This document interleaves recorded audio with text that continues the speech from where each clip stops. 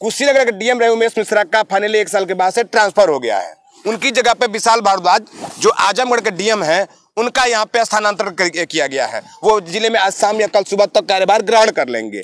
लेकिन बीते 1 सालों के अंदर डीएम उमेश मिश्रा के रहते हुए क्या क्या चीजें उपलब्धियां मिली हैं, क्या क्या कमियां रही हैं, हम इस पे एक बार चर्चा करेंगे अनिल भैया। तो आपके हिसाब से उमेश मिश्रा जी का जो कार्यकाल लगभग 1 साल का रहा है वो कैसा रहा है, उसको 2 शब्दों में बताइए थोड़ा सा। देखिए, अगर माननीय उमेश मिश्रा जी की बात की जाए, जो अपने जिलाधिकारी के तौर पे जो उन्होंने कार्यभार संभाला कुशीनगर का, तो उसमें कई चीजें शुरुआती दौर में काफी प्रभावी रही कि कहीं शुरुआत में उनको एक योजना आई थी जब हम लोग मिलने गए थे उनसे कि तहसील आपके द्वार, बहुत शानदार योजना थी। उस दौरान योजना का जिस तरह से उन्होंने बखान किया था कि अब जमीनी मामलों के लिए आपको भटकना नहीं पड़ेगा, तहसील आपके द्वार पे जाएगा। उस योजना में क्या हुआ थोड़ा सा बताएंगे भैया? जी देखिए, उस योजना को क्रियान्वित करने का प्रयास किया गया डीएम साहब के द्वारा, लेकिन जो चीज़ें रही ना कि आप समझते हैं कि जो स्थानीय स्तर पे यानी कि तहसील स्तर पे, थाने स्तर पे, या बहुत सारी चीज़ें होती हैं जो निचले या कहें तो जो स्थानीय स्तर के अधिकारी कर्मचारी होते हैं वो योजनाओं को फ्लॉप करते हैं।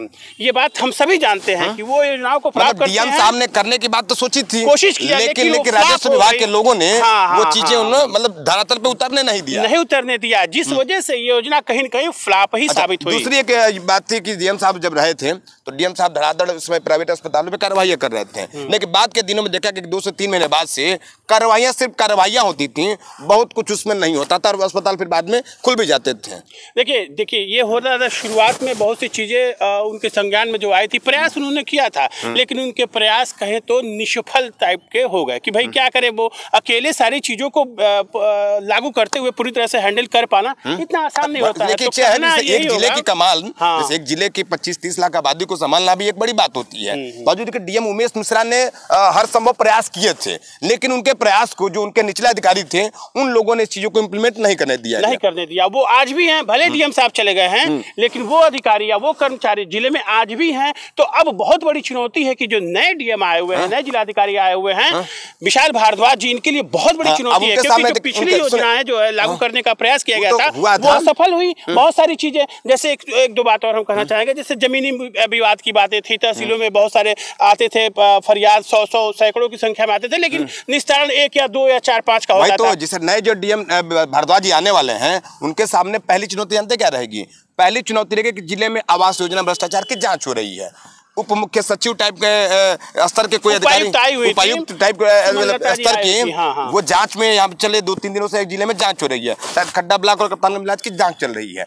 तो डीएम साहब के आते ही उनके सबसे पहले टेबल पे यही मामला गिरेगा, उनके जिले में आवास योजना में भ्रष्टाचार की बात हो रही है। इसमें क्या कहना है आपका? देखिए, कहना चाहेंगे कि अगर देखा जाए तो हालांकि ये कंप्लेन के बाद माननीय मदन गोविंद राव जी के द्वारा ये कंप्लेन किया गया था सीएम साहब से मिलकर कि 2 ब्लॉकों में स्पेशली इन्होंने कहा था कि 2 ब्लॉक यानी खड्डा और कप्तानगंज के संबंध में कहा था कि यहाँ पे आवास में जो है बहुत बड़े घोटाले हुए हैं, तो इसकी जांच चल रही है। हालांकि कुछ पुष्टियां भी हुई हैं। इस मुद्दे पे हम लोग अलग से वीडियो बनाने की जरूरत है। ये हम कहना चाहेंगे कि हालांकि मान लीजिए कुछ चीजें जो अनियमितता थी वो सामने आई हैं, जो जांच करने के लिए अधिकारी नामित हुई थी वो उनके माध्यम से आई है बातें कुछ सामने की अनियमितता है।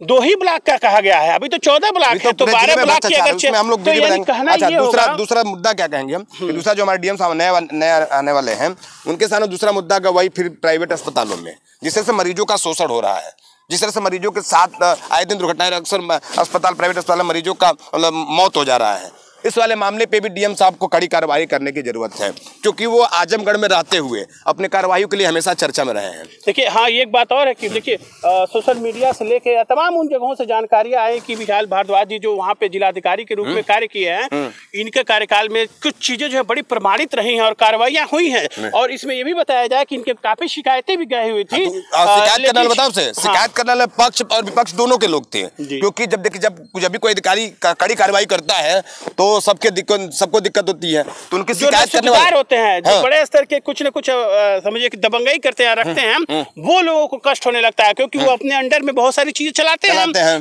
तो जो प्राइवेट अस्पतालों की मैं बात कर रहा था, उन प्राइवेट अस्पतालों कार्रवाई करने की जरूरत है। और मैं जो बता रहा था कि आजमगढ़ के डीएम रहते हुए पक्ष और विपक्ष के तमाम सारे नेताओं ने शिकायत की थी, लेकिन उस शिकायतों का कोई असर नहीं हुआ था। और वहां से खुश होकर, उनकी कार्यशैली से खुश होकर प्रदेश के मुख्यमंत्री आदित्यनाथ जी ने उनको कुशीनगर जिले की कमान सौंपी है। जी, बहुत अच्छी बात है। जैसे कि इस समय ताबड़तोड़ कार्रवाइयां की जा रही है माननीय पुलिस अधीक्षक कुशीनगर संतोष मिश्रा के द्वारा। यही अगर इसी तरह की कार्रवाइयां अगर डीएम साहब विशाल भारद्वाज जी करते हैं तो कहीं ना कहीं कुशीनगर का कायाकल्प हो जाएगा और वो आम गरीबों को या आम लोगों को फायदा मिलेगा, जो कहीं ना कहीं उम्मीद करते हैं कि कानून उनके साथ है। अच्छा, नए डीएम से एक और उम्मीदें हैं कि जो सरकारी योजनाएं हैं, सरकार के द्वारा संचालित योजनाएं हैं, उनको इम्प्लीमेंट कराया जाना भी यहाँ पे जरूरी है, जिससे कि लोगों को उनकी योजनाओं का लाभ मिले और पात्रों को इस योजनाओं का लाभ मिले। इसके लिए भी डीएम साहब को थोड़ा सा पहल करनी होगी।